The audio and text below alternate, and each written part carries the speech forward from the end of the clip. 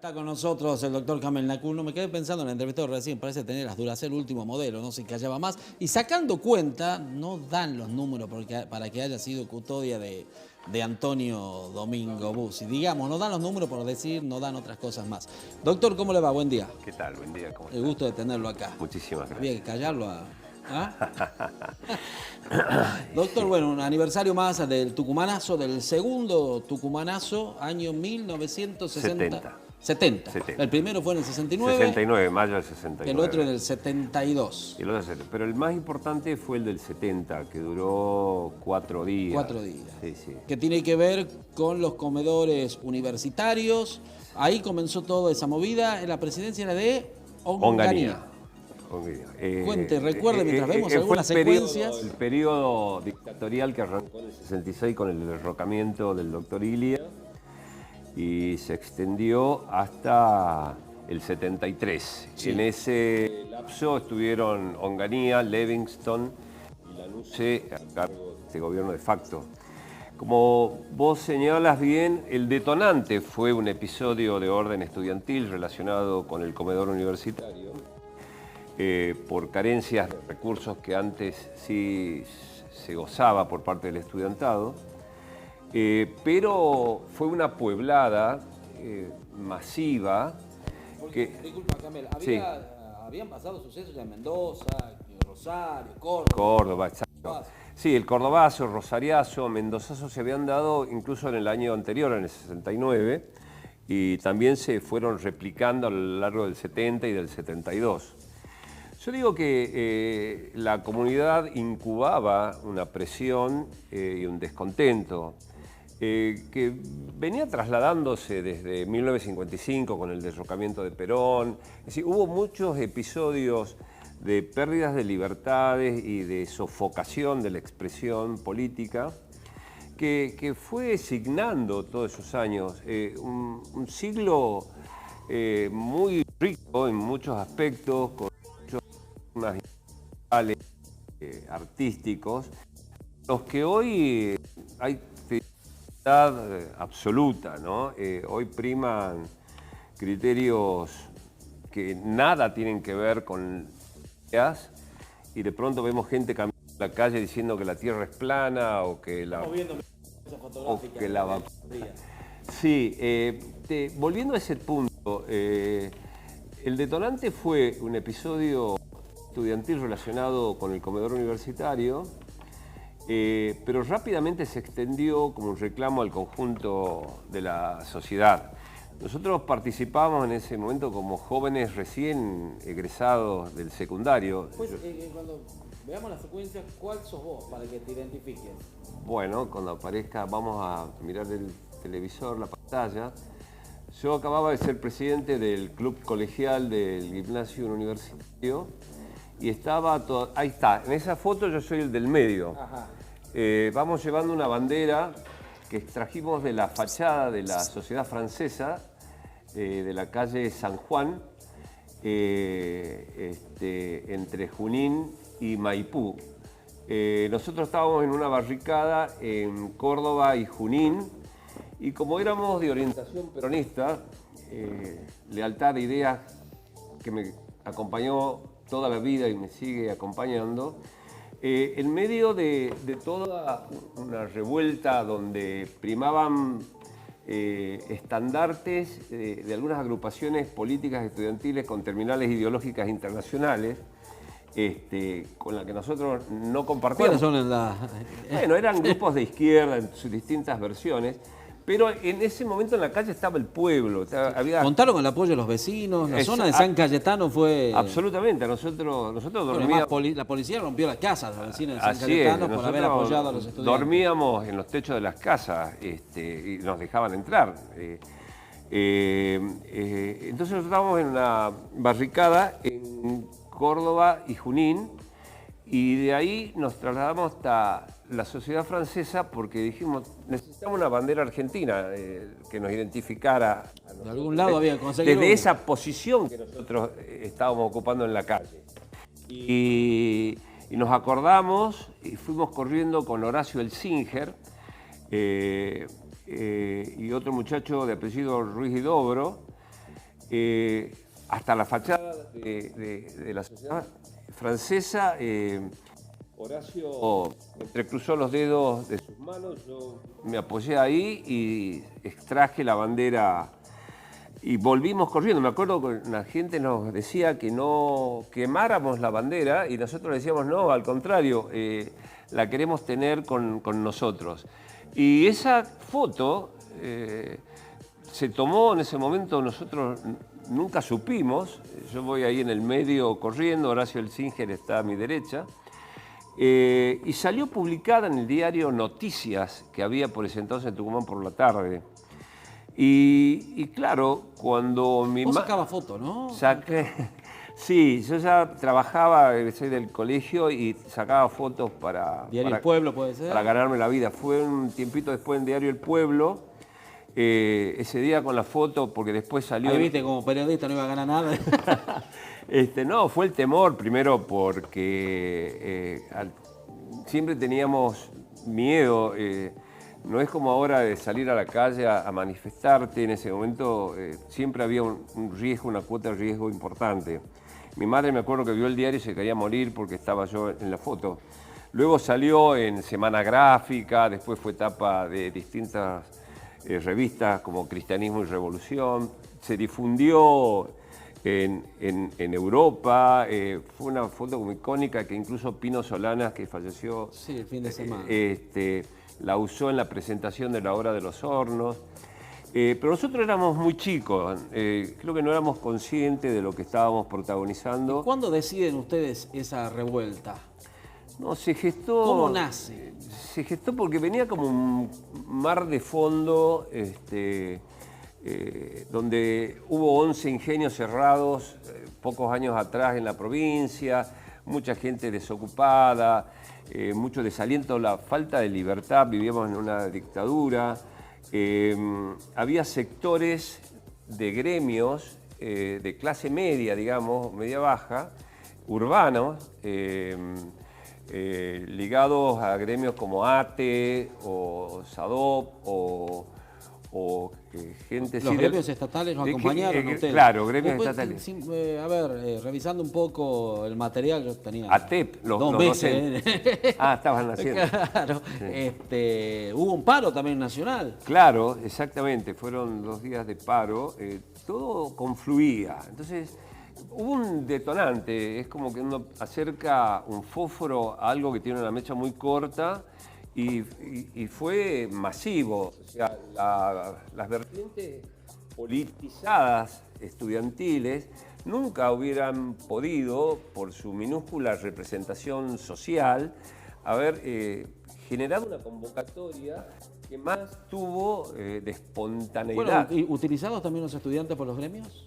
No, creo que ahí nadie... ¿O fue un acompañamiento sincero y verdadero? Fue realmente algo espontáneo, donde todos nos reconocíamos como parte de un espacio nacional, popular, que reclamaba libertad, que reclamaba la concreción y la continuidad de derechos básicos que nosotros teníamos como estudiantes, y el que trabajaba tenía su salario disminuido y había quedado gente desocupada por el cierre de los ingenios. Entonces, creo que había un caldo de cultivo grande, ya había habido movimientos políticos, incluso insurreccionales, tipo Uturungo, que habían... O sea, había un componente social que incluso desemboca en las elecciones del año 73, que permite el retorno del peronismo.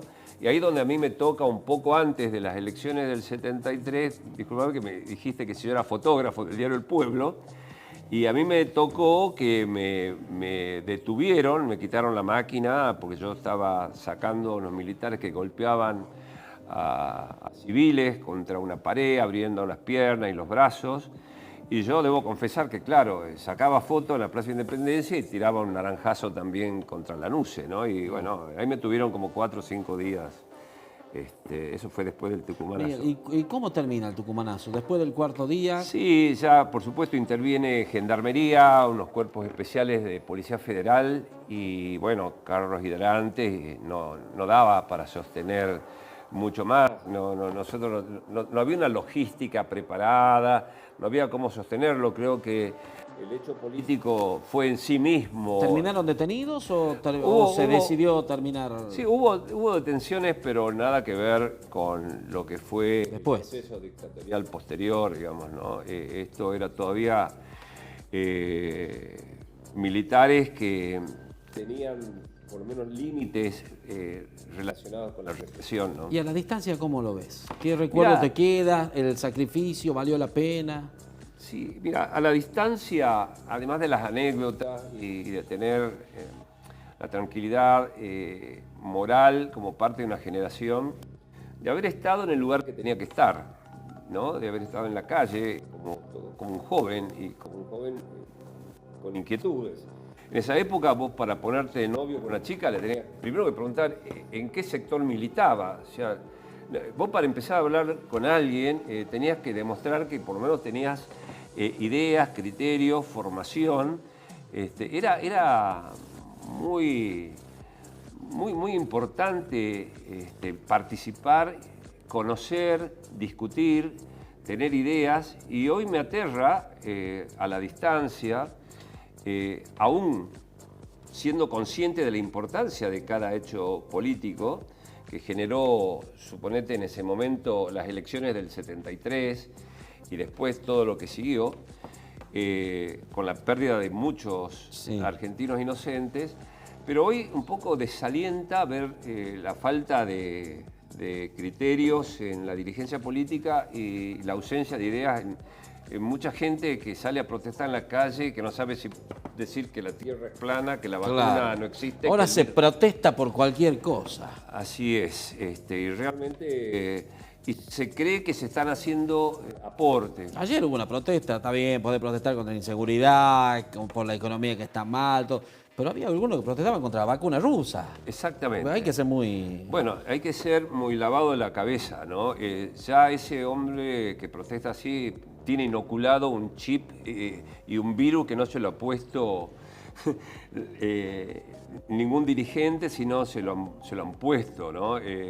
Protestar por la vacuna rusa cuando es una de las vacunas más avanzadas y que recién se la va a aplicar una vez que se completen las pruebas. Perdón. Sí. Entonces, es no saber por qué se protesta, ¿no? Porque lo que hizo el gobierno de Argentina es adelantarse en la reserva de las vacunas para que cuando no solo compró la rusa, también compró las otras. Y además Israel también compró rusa. Y lo que ha hecho el gobierno de Argentina es como hacer una reserva anticipándose, porque cuando ya esté terminada todo el mundo la va a querer. Todo el que ya no vas a poder tenerla, ¿no? Una que haya hecho bien, Alberto. Bueno, no seamos tan mezquinos. Está haciendo lo que puede. No está haciendo mucho. Miguel, sí. Bueno, queríamos recordar el tucumanazo, ese momento histórico para ustedes que lo han tenido como protagonista, pero después tu vida siguió, llegaste a diputado y dentro de tu tarea legislativa estuvo el proyecto del Parque Aconquija, que ahora planteas una ampliación. Sí. Ya terminando el último año de mi segundo mandato en el 95, logré la creación del Parque Nacional Campo Los Alisos, que tenía 10.000 hectáreas, a las que se le sumaron 6.000 posteriormente, que va desde Alpachiri hasta las altas cumbres, para ubicarnos así rápidamente, cerca de Concepción. Con el tiempo yo siempre seguí motivado por la cuestión conservacionista.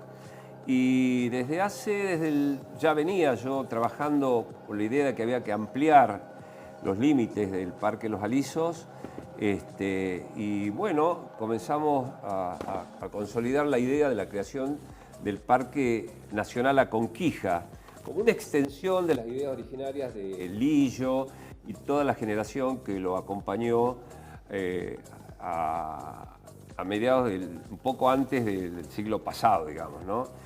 Y bueno, conseguimos primero que la fundación WIS, de un suizo filántropo, se dispusiera a donar los recursos para la compra de esas propiedades que eran de dueños privados, con el compromiso de ser donadas al Estado Nacional. Bueno, consolidada el primer eslabón, fuimos a interesarlo a la gente de Parques Nacionales si acompañaban la idea de extender, hacer un gran parque como Conquija. Después de lograda, vinimos al gobierno de la provincia a plantear también para que el gobierno acompañara esto, porque por la Constitución, a partir de la reforma del 94, son las provincias las que legislan en sus territorios todo lo atinente a la conservación, a los temas de reserva y recursos naturales. Entonces no se puede aplicar la Ley Nacional de Parques en el territorio de la provincia o en un territorio determinado si previamente la provincia no le cede esa jurisdicción a favor del Estado Nacional respecto a esos padrones que van a pasar parte integrante del Parque Aconquija. Bueno, se consiguió eso a través del gobernador Mansur y los legisladores. Se logró la aprobación de esa primera ley de cesión de jurisdicción y desde 2017 hasta fines del 19 compramos 55.000 hectáreas que se la donamos a Parque Nacional en el mismo acto que se compraban, y eso se integraron a las 16.000 hectáreas que ya tenía el campo Los Alisos, conformando una superficie mucho más importante, y recuperamos además 12.000 hectáreas que se había apropiado el ejército argentino a partir del año, en el año 73. Antes de terminar justamente la dictadura de la que hablábamos un ratito atrás, Sarrulle, que era el gobernador de facto, donó al ejército argentino 12.000 hectáreas en lo que se conoce como Quebrada del Portugués. Esas 12.000 hectáreas también se recuperaron dentro de la gestión por la creación del Parque Aconquija y quedó integrada esa fracción al parque en la categoría de Reserva Nacional, que permite trasladar su dominio, su titularidad a unas comunidades originarias que reclamaban territorios, entre ellas la comunidad Aylú, El Rincón, de Aguita Calchaquí, que quedan dentro del parque, esas 12.000 hectáreas también, pero no como parque nacional, sino en la categoría de reserva, porque en la categoría de parque es intangible el elemento natural y silvestre, en cambio en la categoría de reserva permite la titularidad del dominio en manos privadas o comunitarias y también la realización de actividades económicas amigables con la conservación y el cuidado de la naturaleza. Bueno, entonces todo eso se logró hasta fines del año pasado y nosotros empezamos a trabajar, a pesar de la pandemia, con una ampliación de este parque. Y logramos que el Ejecutivo remitiera a la legislatura un proyecto que habilitara esa ampliación del parque. Lo mandó el Ejecutivo a la provincia, se terminó votando en la legislatura el pasado 2 de octubre y el gobernador Mansur ya mandó a publicar la ley, la promulgó el viernes pasado, día de los parques nacionales argentinos, sí. Y en una conferencia que mantuvimos entre el gobernador, estaba presente también yo, el diputado Carlos Cisneros, nos comunicamos con el ministro Juan Cabandier y el presidente de Parques Nacionales para dar a conocer esta decisión de ampliar el parque. Solo recordarles que era el Día de los Parques Nacionales, el 6 de noviembre, porque se conmemora el momento en que el Perito Moreno le dona al Estado para que se cree el primer parque en la zona del Nahuel Huapi, le dona las tierras que había recibido en pago por la tarea que él había hecho en materia limítrofe con Chile, ¿no? Bien, Miguel, muchas gracias por la visita. Yo ya estoy peor que el entrevistado del bloque anterior, pero más interesante, te aclaro, ¿no? A ver, Juan, ¿alguna? Sí, tenemos mensajes. Yo quiero preguntarle de la Escuela de la Patria, que también, es la segunda etapa. Con todo gusto. Mensaje, Laurita. Mensajes, excelente programa. Saludos desde Villa Carmela. Saludos para mis nietos Dulce, Sofía, Oriana, Juanpi y Mili. Mirá esa fotito. Qué bien. Lindo. Excelente, gracias, Lau. Excelente entrevista con el doctor Nacul. Soy abogada. Sí. Ah, bueno, después te va también a defender, Laura. Una después. crítica para Urgueña. Dice... La leo. Una pena, don Urgueña criticando la movilización, pero no dice nada del negociado de vacunas. debería decir todo como JJ. Sí, yo no puedo estar, a ver, no puedo movilizar contra algo que me va a dar salud, digamos, contra vacuna, sea rusa, yanqui, francesa, la de Oxford. Es eso lo que yo cuestiono. No te podés movilizar en contra de la vacuna, creo yo. Sí, sí. Pregunta al doctor por qué... Y van a ser gratis la vacuna. Claro. El negociado lo hará quien la compre. Pregunta al doctor, ¿por qué no se realiza el parque del Bicentenario? Bueno, en realidad lo que se quiso llamar en algún momento Parque del Bicentenario es lo que es el Parque Nacional La Conquija. Exacto, es el mismo proyecto, la misma idea, nada más que se terminó usando la denominación más originaria, más autóctona, que tenía que ver con la conquija y con la preservación de yungas, ¿no? Doctor, bueno, evidentemente la Escuela de la Patria, cuando Belgrano recibió, digamos, el pago por la victoria de Salta y Tucumán, ordenó construir 4 escuelas, se construyeron 3 y bueno, en Tuculandia faltaba. Usted trabajó duro para que se pudiese hacer la Escuela de la Patria, que está allí en Jujuy y Lavalle, pero faltan otras etapas, doctor.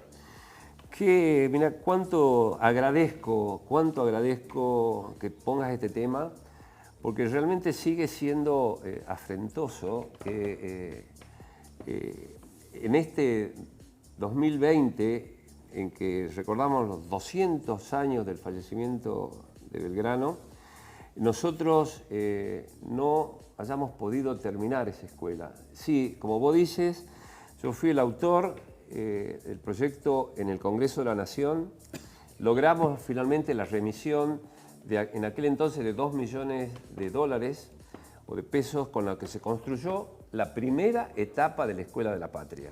La primera etapa de la Escuela de la Patria. Y a partir de ahí todo quedó detenido, suspendido. Recién hablábamos antes del inicio de la nota de que, claro, nosotros habíamos tenido diferencias políticas con Bussi, por ejemplo. Y yo muy fuerte, porque nos separaba un abismo ideológico. Total. Y demás. Pero sin embargo, cuando el tema de la Escuela de la Patria, me toca que los recursos llegaron con Bussi, gobernador elegido por el voto popular. Claro. Y la Escuela de la Patria no me pertenecía ni a mí, ni al peronismo, ni a Bussi, ni a nadie. La escuela es del pueblo y con los dineros donados de alguien que murió la más extrema de las pobrezas y olvido como fue Belgrano. Totalmente. Entonces se hizo, pero después quedó como que esa era una escuela que había tenido que ver Bussi, entonces nadie la continuó. Y estas son las mediocridades que afectan. O nadie la valoró en su justa medida. Claro, son las mediocridades. Acá lo que importa es concretar y hacer a favor de la población. Todos tenemos errores, pero bueno, tratemos de que los aciertos estén por arriba de los desaciertos. Además fue un deseo de Belgrano que no se materializó. Claro, realmente se construyeron en las otras provincias y el Tucumán nunca había llegado un peso. Recuperamos este tema de la historia y debo siempre recordar a Marta Tiquiara, que fue la investigadora que a mí me agarró de la mano, porque yo me enteré del tema y digo, ¿quién sabe de este tema en Tucumán? Marta Tiquiara. Y con ella comenzamos a trabajar.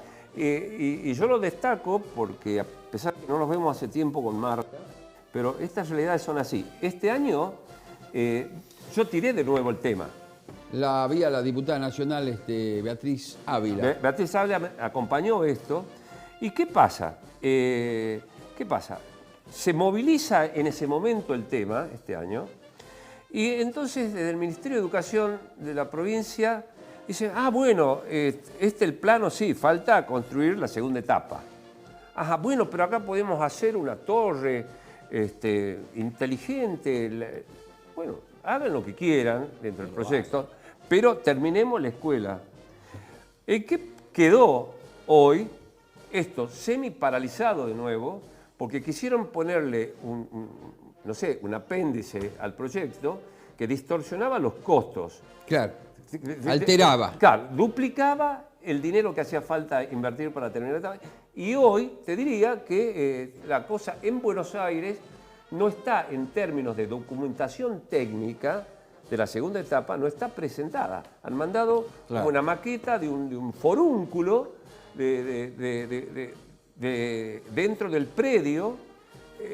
en donde debíamos concentrarnos en terminar las aulas que faltan. En lo primordial. Claro, los Lo laboratorios, había que demoler toda la parte que está sobre calle Bolívar, Claro. ¿no? Toda esa cosa vieja, porque hay que hacer espacios verdes. Entonces, y bueno, hoy estamos terminando En un impasse. el 2020 Claro. y de nuevo hemos dejado deslizar una oportunidad que la historia nos estaba llamando y poniéndonos en las manos la posibilidad de marcar un hito en ese sentido. No digo con esto que no vayamos a seguir trabajando. Creo que a partir incluso de esta nota que vos me volvés a poner,